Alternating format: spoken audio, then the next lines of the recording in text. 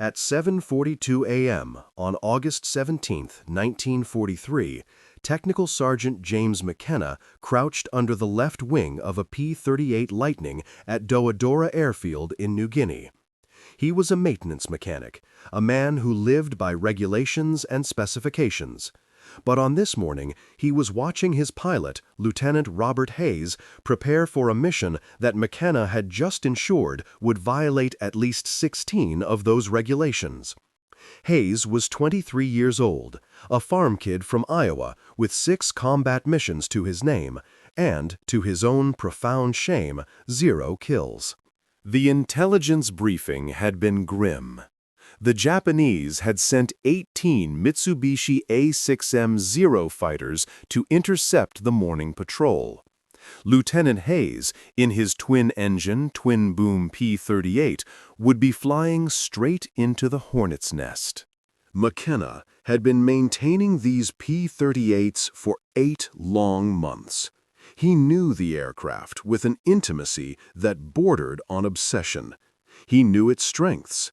A beast at high altitude, ferociously fast in a straight line, with a concentrated nose armament that could shred a bomber in a single pass.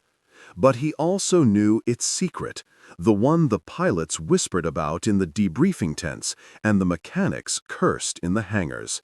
The P-38 Lightning, for all its power, had a fatal flaw.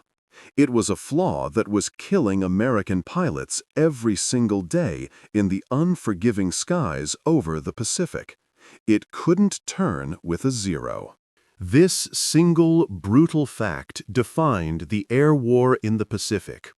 The Mitsubishi A6M Zero was not just an aircraft. It was an article of faith for the Japanese pilots who flew it.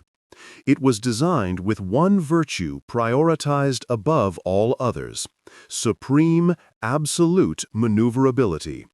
It was lighter, more agile, and, at the low to medium speeds where dogfights were decided, under 300 miles per hour, it was a phantom. The Zero could execute a full horizontal turn in roughly half the time a P-38 needed. It could turn an estimated 400 feet tighter than its American adversary. In a dogfight, that difference wasn't a statistic. It was a death sentence. American doctrine, written by men thousands of miles away, was clear and emphatic. P-38 pilots should never turn with a 0, never try to outmaneuver them. The manual was a litany of prohibitions. Instead, pilots were to leverage the Lightning's superior attributes, use speed, use altitude. The prescribed tactic was known as boom and zoom. Pilots were to dive on the Zero from high altitude, making a swift, devastating pass with their guns, and then use that enormous energy to climb back up to an untouchable altitude before the enemy could react. This tactic, in theory, negated the Zero's turning ability entirely. Lieutenant Hayes had tried that doctrine 5 times. It hadn't worked. The Zeros were not fools. They were combat-hardened veterans who understood the American playbook better than the Americans did. They baited the P-38 pilots, goading them into turns, knowing the heavy American fighter would wallow. They would cut inside the P-38's wide turning radius, get on its tail, and stitch a line of cannon fire from rudder to cockpit. The numbers were horrifying. The 5th Air Force had lost 37 P-38s in the past 6 weeks alone. Most were shot down after being caught in turning engagements they couldn't win and couldn't escape. McKenna had watched too many pilots die. Good men, most of them just kids, who climbed into their cockpits with confidence and came back in boxes, or, more often, didn't come back at all. The training manuals, in their cold, detached language, said the problem was pilot error. The instructors at home, far from the humid jungles and the sudden, violent death, said these pilots weren't following doctrine. But James McKenna knew better. The problem wasn't the pilots, it was the plane. And it wasn't even the plane's design, not really. It was something smaller, something the engineers had accounted for, but not for this place, not for this war. The problem was the control cables. This flaw, however, was not the only demon lurking in the P-38's design. The Lightning was a revolutionary aircraft, one of the first to fly fast enough to encounter a terrifying and then mysterious phenomenon known as compressibility. This was an aerodynamic problem that had nothing to do with the Zero, but had everything to do with the P-38's other great advantage, its high-speed dive. In the European theater, German pilots in their Focke-Wulf 190s had learned a crucial escape tactic. When pursued by a P-38, they would execute a half-split S and continue into a steep, high-speed dive. They knew, with chilling certainty, that the P-38 pilots would be reluctant to follow. The P-38's difficulty stemmed from its speed. As it plunged into a dive, it began to approach its critical Mach number, around Mach 0.65. Though the plane itself was flying below the speed of sound, the air flowing over the thick, curved surfaces of its wings accelerated to local supersonic speeds. This created small, violent shock waves. The effects were catastrophic. First, the pilot would feel a violent shaking, a buffeting of the tail and the entire airframe. Then, the shock waves would alter the pressure distribution over the wing, causing the center of pressure, the point where all aerodynamic lift is concentrated, to shift abruptly rearward. This was Mach tuck. It created a powerful, uncontrollable nose-down pitching moment, steepening the dive. As the dive steepened, the problem compounded. The shock waves and separated airflow would blank the horizontal stabilizer and elevators, robbing the pilot of their effectiveness. The pilot was now trapped. Pulling back on the yoke did nothing. The plane was locked in a feedback loop. Increasing speed made the tuck worse, which made recovery even more impossible. The P-38, due to its thick wing and central nacelle, was particularly susceptible. Test flights had revealed the danger. In May 1941, Major Sidney Gilkey, flying a YP-38, entered the compressibility lockup. He described the tail shaking violently as the nose tucked under, forcing the plane into a near-vertical dive. He only survived by riding it out, using his elevator trim until he reached the denser air of lower altitude. Test pilot Ralph Verdon was not so lucky. In November 1941, his tail unit failed during a high-speed dive recovery. He was killed instantly, a death ultimately linked to the compressibility problem. The solution was brilliant, but it was far in the future. Lockheed's chief designer, the legendary Kelly Johnson, and engineers at the National Advisory Committee for Aeronautics, NACA, identified the problem in late 1942. The fix was not a speed brake. It was an electrically actuated dive recovery flap, a small surface on the underside of the wings. When deployed, it didn't just slow the plane, it critically shifted the center of pressure forward, creating a nose-up pitching moment that directly counteracted the Mach tuck and restored elevator authority. This fix was successfully tested in February 1943. But due to production urgency and logistical nightmares, it would not be incorporated into the assembly line until the P-38J-25-LO variant, beginning in June 1944. A shipment of 200 dive flap modification kits intended to retrofit planes already in Europe was tragically lost when the transport aircraft carrying them was shot down in a friendly fire incident in March 1944. There was another, related flaw: a low initial rate of roll and incredibly high aileron control forces. At high speeds, the aerodynamic pressure on the large ailerons was so immense that pilots, using muscle alone, simply couldn't deflect them quickly. This made the P-38 feel heavy and unresponsive. The official solution for this, which would arrive concurrently with the dive flaps, was one of the first applications of powered controls in a fighter: hydraulically boosted ailerons. This system would reduce the control forces required from the pilot by a factor of 6, giving the late-model P-38s a roll rate that could rival any fighter in the sky. But on August 17, 1943, at Dododura Airfield, these official, elegant, factory-engineered solutions were a distant fantasy. They were 7,000 miles away in California, on drafting tables and in wind tunnels. For Technical Sergeant James McKenna and the pilots of the 5th Air Force, the problem was not Mach at 30,000 feet over Germany. The problem was a turning fight at 15,000 feet over New Guinea. The problem was not a lack of power, but a lack of response. It was a mechanical, not aerodynamic failure, and it was killing them. The first pilot McKenna lost to this flaw was Lieutenant David Chen. It was July 9, 1943. Chen was from Sacramento. McKenna was from Long Beach. They were both California kids who'd worked on cars before the war.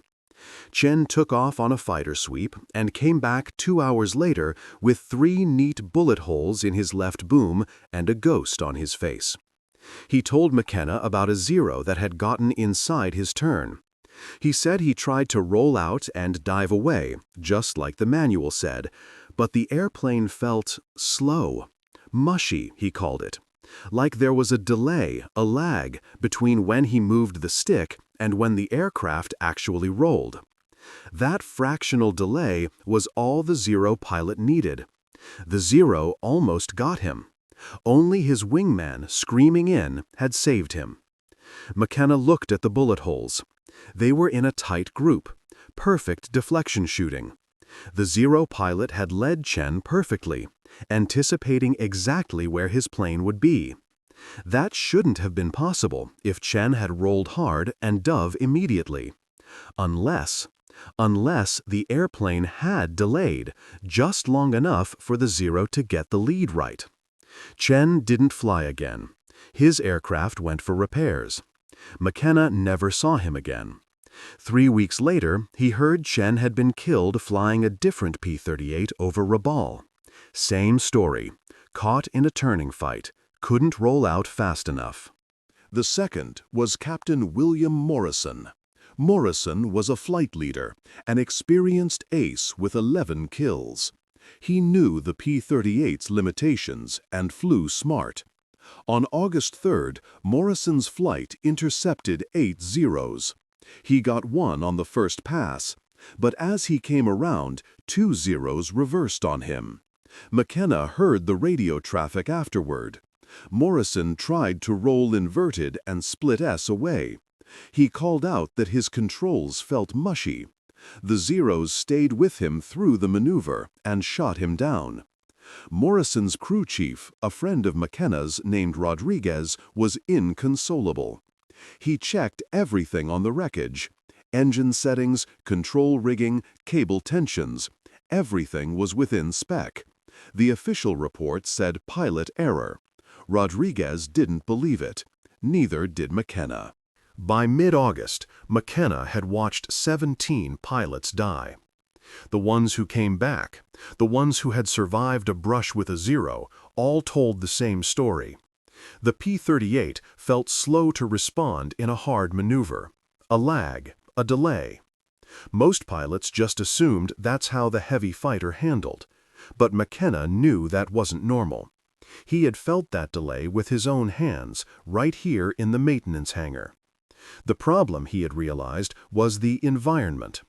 The factory specifications for cable tension were written in Burbank, California. They called for a 1/16 inch of total slack. But here in New Guinea, with 100-degree heat and 80% humidity, the long steel control cables that ran through the twin booms were stretching. The fairleads and pulleys were wearing down. That 1/16-inch slack grew to 1/8 of an inch, then a 1/4 inch, or even more. At high speeds, it didn't matter, but at low speeds, in a hard-turning maneuver, that slack created a dead zone. A pilot, fighting for his life, would slam the stick to the side. And, for a critical fraction of a second, nothing would happen. The stick would move, but the slack in the cable had to be taken up before the aileron control surface would even begin to move. In that fraction of a second, a Zero pilot would make his adjustment, fire his cannons, and another P-38 would fall from the sky. McKenna had mentioned this to the engineering officer 2 months ago. The officer had checked his manuals and said the cable tension was within specifications. Factory tolerances allowed for that slack. Changing it would void the aircraft warranty. Besides, no field mechanic had the authorization to modify a flight control system. That required engineering approval from Lockheed, and Lockheed was 7,000 miles away. But the story of the fix didn't begin with McKenna. It began, as so many of these stories do, with a pilot. Lieutenant Danny Reeves was a pilot who had figured it out. He felt the slack, understood what it meant, and decided to do something about it. He, too, was violating regulations. Without authorization, he had modified his own aircraft. He had salvaged a piece of 0.041-inch diameter piano wire from a destroyed Navy SBD Dauntless, bent it into a Z shape, and woven it into his control cables, creating a crude but effective tensioner that eliminated the slack completely. In August 1943, Lieutenant Danny Reeves died in combat. When the ground crews recovered the wreckage, James McKenna was there. He found the modification. He saw the Z-shaped piano wire still locked into the cables. And in a flash of terrible, brilliant clarity, he understood exactly what Reeves had done and why. He had found the solution, buried in the grave of the man who had invented it. The problem wasn't the pilots. The problem wasn't the doctrine. The problem was a 1/4 inch of slack. This knowledge became a terrible burden. McKenna now knew how to fix the problem, but to do so was a profound breach of military law. It was an unauthorized modification of a primary flight control system. If the modification failed, if the wire snapped, if it jammed the controls, the pilot would die, and McKenna would be charged with manslaughter. He would face a court-martial, prison, a dishonorable discharge. He was violating, by his count, at least 16 separate regulations. He and his collaborator, Staff Sergeant Raymond Cooper, discussed it in hushed tones.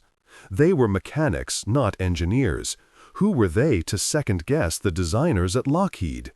Then, on the evening of August 16th, Lieutenant Robert Hayes came to the maintenance area. He found McKenna working on his assigned P-38. Hayes had just watched his wingman, Lieutenant Thomas Parker, die. They had gone through training together. Parker had gotten separated, 2 zeros on his tail. Hayes heard Parker on the radio, heard the panic as he screamed that his airplane wasn't turning fast enough, heard the gunfire. Then silence. Hayes, his face pale and his hands shaking, asked McKenna if there was anything at all he could do to make the airplane roll faster. He said he didn't care if it was regulation or not. He just wanted a chance to live. McKenna looked at the 23-year-old kid from Iowa. He saw the desperation. He saw a young man who knew with total certainty that he was going to die if something didn't change. The decision was made. The weight of 17 dead pilots was heavier than the weight of the regulations. McKenna told Hayes to come back in the morning. He'd see what he could do. That night, McKenna and Cooper worked alone. The maintenance hangar was quiet. The only sounds were the distant rumble of generators and the buzz of insects against the lights. The air smelled of engine oil and tropical humidity. They pulled the inspection panel off Hayes's P-38. McKenna reached inside, grabbed the aileron control cable, and felt the slack. That quarter-inch of play. It felt like death. The piano wire came from the salvaged P-38 that had ground-looped 2 weeks earlier. They bent 4 Z-shaped pieces, one for each of the 4 control cables. The wire was stiff, fighting back. It took them 48 minutes, working by the dim glow of a flashlight inside the tight confines of the boom, their hands covered in grease. They disconnected the cables, installed the piano wire tensioners, and reconnected everything. The fit was tight. They had to force the clevis pins through. When they were done, McKenna grabbed the cable and pulled. No slack. None. The control surface moved the instant his hand did. Perfect. They replaced the panel, cleaned their tools, and wiped away the evidence. McKenna went to his bunk but didn't sleep. He had just gambled a young pilot's life on a piece of salvaged wire and a dead man's theory. If the modification failed, Hayes would crash. If it worked, he might live. At 7:30, he was on the flight line. He watched the crew fuel and arm Hayes's aircraft. He watched Hayes walk out from the briefing, climb into the cockpit, and taxi to the runway. At 07:42, Hayes took off. McKenna stood and watched the P-38 disappear into the morning sky, heading toward the Japanese fighters. And then, all he could do was wait. The engagement started at 08:14. Hayes's flight of 4 P-38s intercepted the Zeros at 13,000 feet. The morning sun was at their backs, a perfect setup. Hayes, flying number 3, watched his element leader call out the bounce. They rolled in. Hayes picked a Zero at the back of the formation and dove, building speed to 380 miles per hour. The Zero grew in his gun sight. He could see the painted red meatball on the fuselage. He pressed the trigger. The 4 .50 caliber machine guns and the single 20mm cannon hammered. Tracers reached out. A few hits sparked off the Zero's wing, but it wasn't enough. The Zero pilot, reacting instantly, snap-rolled right and dove. This was the moment. This was the exact scenario that had killed David Chen and Thomas Parker. Hayes slammed his stick to the right to follow, and his world changed. The airplane responded instantly. There was no delay, no lag, no mush. The moment his hand moved, the P-38 snapped onto its wing, rolling with a crispness he had never, ever felt. It was like the aircraft had been waiting for his command and executed it the moment he gave it. He rolled 90 degrees in what felt like half the normal time, got his nose down, and the Zero was right there, filling his sight picture. He fired again, a 3-second burst. The rounds walked up the Zero's fuselage from tail to cockpit. The Zero's engine exploded. Pieces of the aircraft flew off, tumbling past Hayes's canopy as the Japanese plane fell inverted toward the jungle, trailing a plume of black smoke. His first kill. But there was no time to celebrate. His wingman's voice crackled over the radio. "Zero's diving, 6 o'clock high." Hayes looked up. 3 of them were coming down fast. They had seen him shoot down their friend, and now they wanted revenge. His throttles were already forward. Every instinct, every word of the doctrine screamed at him to keep climbing, keep running. But doctrine meant dying. He did the one thing he was never supposed to do. He reversed. He rolled hard left and pulled the stick into his lap. The P-38, now alive under his hands, snapped around like a different aircraft. He saw the lead Zero, its pilot clearly surprised. He hadn't expected the heavy American fighter to reverse that fast. The Zero was in a bad position, exposed. Hayes pulled lead, fired, and hit the Zero in the left wing root. The wing folded and the Zero tumbled out of the sky.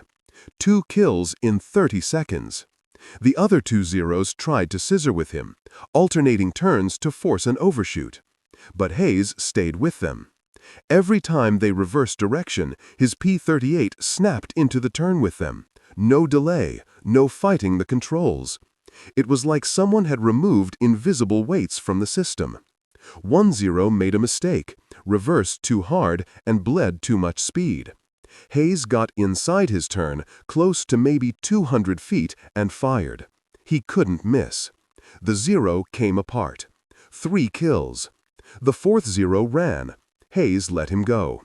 The entire engagement had lasted 7 minutes.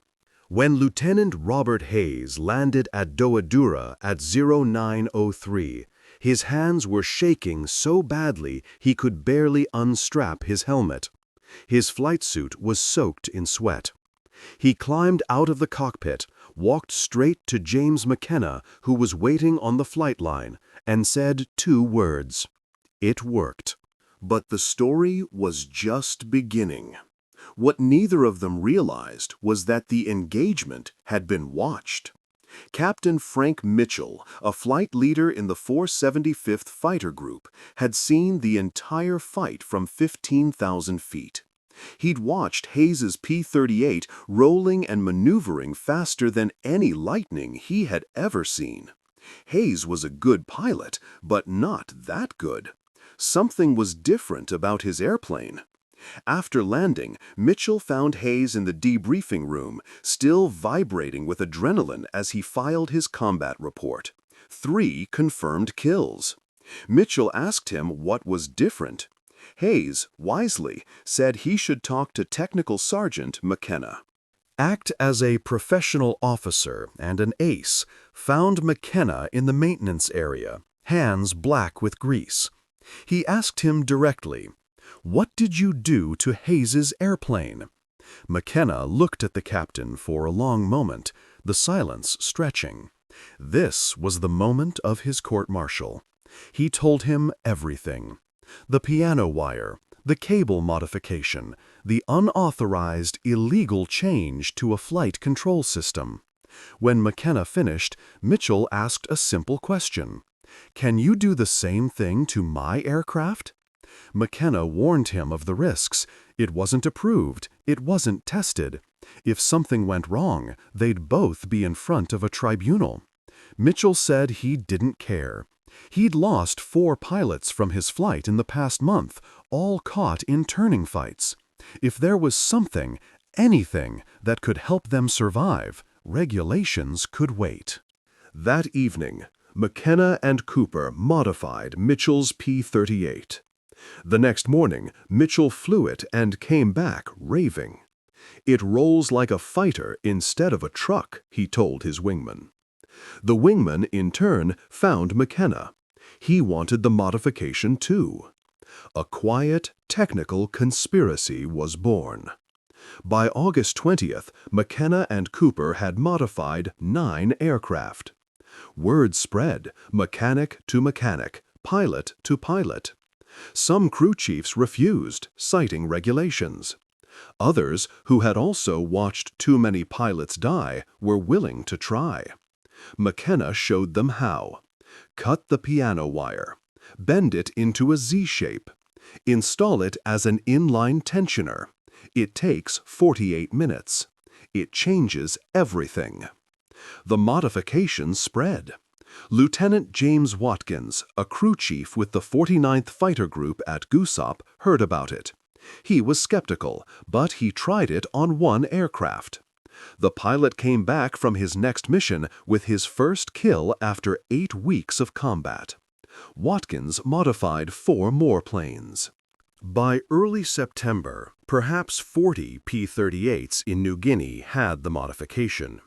The engineering officer at Doadura, the same one who had quoted the manual at McKenna, noticed something was different. Control cable tensions were checking out during inspections, but the pilot's reports were different. What he didn't know was that the mechanics, in a silent pact, were removing the tensioners before his official inspections and reinstalling them immediately afterward. The pilots knew, the mechanics knew, and nobody told the officers who hadn't already joined the conspiracy. The kill ratio for the 5th Air Force began to shift. In July, they had lost 2 P-38s for every Zero destroyed. In August, it was 1.3 to 1. By September, it was nearly even. Then it began to reverse. By December 1943, following the widespread, secret adoption of the fix, the kill ratio improved dramatically to 7.8 to 1. Loss rates for the modified aircraft plummeted from 23% to just 7%. One fabled mission resulted in 12 confirmed kills with 0 friendly losses. The official reports, written by squadron commanders like Major Heitricks, who were now in on the secret, were masterpieces of bureaucratic obfuscation. They attributed the sudden astonishing success to enhanced aircraft maintenance protocols and innovative maintenance practices. Then, the Japanese noticed.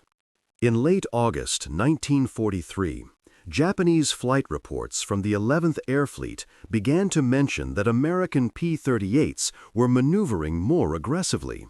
They were rolling faster, reversing direction more quickly. Tactics that had worked reliably for months were suddenly failing. Lieutenant Commander Saburo Sakai, one of Japan's top aces with 64 confirmed kills, was one of the first to encounter the new P-38. On September 3rd, he engaged a lightning over Wewak.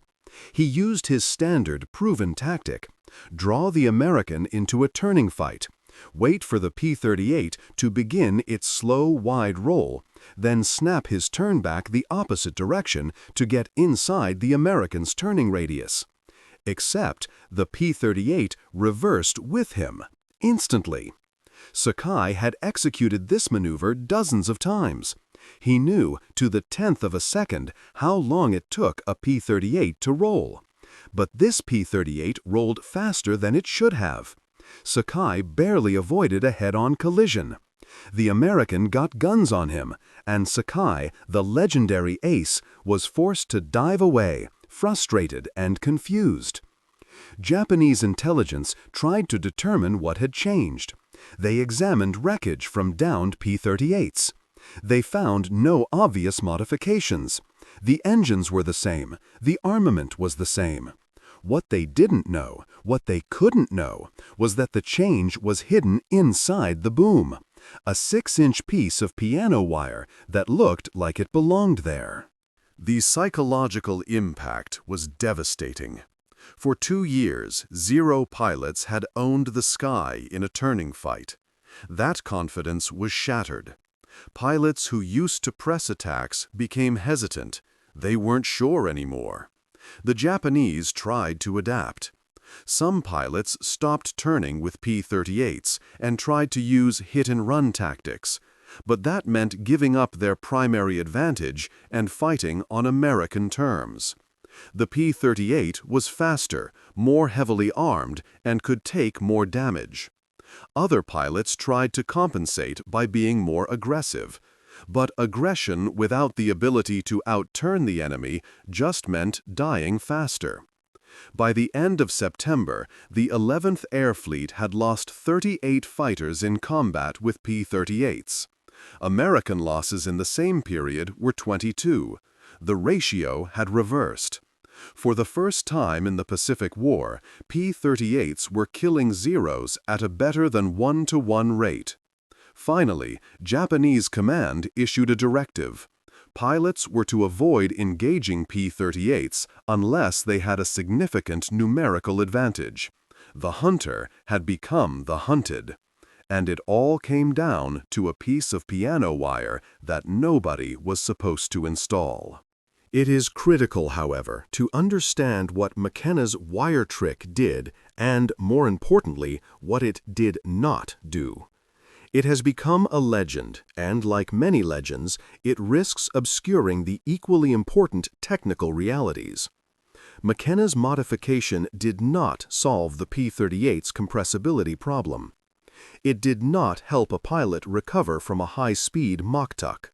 That was an aerodynamic problem, and its solution was purely aerodynamic: the dive recovery flaps that Kelly Johnson's team designed. Those flaps, when deployed, physically changed the airflow, created a new nose-up pitching moment, and counteracted the dive. McKenna's modification also did not solve the P-38's problem of high-speed aileron control forces. That was a problem of leverage and muscle versus air pressure. Its solution was the factory-installed hydraulic boost system, which used engine-driven power to multiply the pilot's strength. The field modification and the official Lockheed solutions addressed two completely different problems at opposite ends of the flight envelope. The official fixes solved high-speed, high Mach number design limitations. McKenna's fix solved a low-speed, low-altitude mechanical failure. The wire trick was a passive mechanical adjustment. It added no power. It added no new control surfaces. It simply and brilliantly restored the system's intended performance by eliminating the environmentally induced slack. It addressed the latency in the controls. It ensured that when a pilot like Robert Hayes moved his hand, the control surface also moved instantly. This was the key.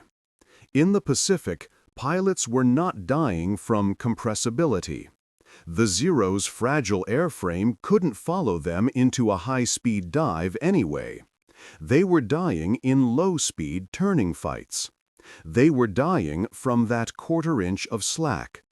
McKenna's fix solved the right problem for the right war. It allowed the P-38 to survive the low-speed turning fight long enough to use its superior speed and power to escape or win. The modification never became official during the war. The Army Air Force Engineering Command learned about it in October 1943, when a maintenance inspector at Dadarura found inconsistent cable tension readings and traced the discrepancy to the piano wire. He wrote a report. The report sat on desks for 3 weeks while officers debated what to do. The modification was a flagrant violation of regulations, but it was working. The statistics were undeniable. In November, Lockheed sent an engineering team to New Guinea. They tested the modification, measured the tension, ran flight tests. Their conclusion: the modification was safe, effective, and should have been part of the original design.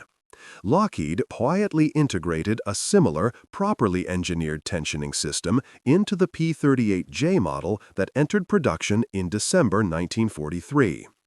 James McKenna never received official credit. No commendation, no medal, no mention in any report. The official Lockheed documentation attributed the control system improvement to engineering analysis. Robert Hayes survived the war. He flew 63 combat missions, shot down 11 Japanese aircraft, and returned to Iowa in 1945. He married his high school sweetheart, had 4 children, and worked as a crop duster for 37 years. He never forgot. Every year on August 17th, Hayes called McKenna to thank him for saving his life. Captain Frank Mitchell also survived. He became a squadron commander, shot down 16 aircraft, and retired from the Air Force as a colonel in 1963. He told the story of McKenna's modification to every young maintenance officer he supervised, making sure that sometimes the best solutions come from enlisted mechanics who see problems the engineers miss. James McKenna stayed in the Army Air Force until 1946. He returned to Long Beach, California, and went back to working on cars. He opened his own garage in 1948 and worked on engines for 42 years. He never talked much about the war. When people asked, he'd say he was a mechanic. Fixed airplanes, that's all. In 1991, a military historian researching P-38 modifications found references to the piano wire tensioner in old maintenance logs. He tracked down McKenna, then 73 years old and still working part-time in his garage. The historian asked him about the modification. McKenna confirmed the story, saying it wasn't anything special. It was just something that needed doing. The historian estimated that this simple, unauthorized modification may have saved the lives of between 80 and 100 American pilots. McKenna said he never counted. He just remembered the pilots who came back. Hayes, Mitchell, the others. That was enough.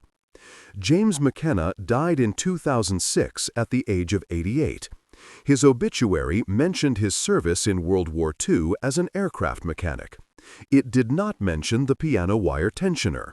It did not mention that he'd broken regulations to save lives. His garage in Long Beach is still there, under a different owner. But on the wall in the back office, there's a faded photograph. A young mechanic in coveralls, standing next to a P-38 Lightning. The date written on the back is August 1943, New Guinea. That is how innovation actually happens in war. Not always through official channels or engineering committees, but sometimes through sergeants and mechanics who see problems, find solutions, and don't wait for permission to save lives.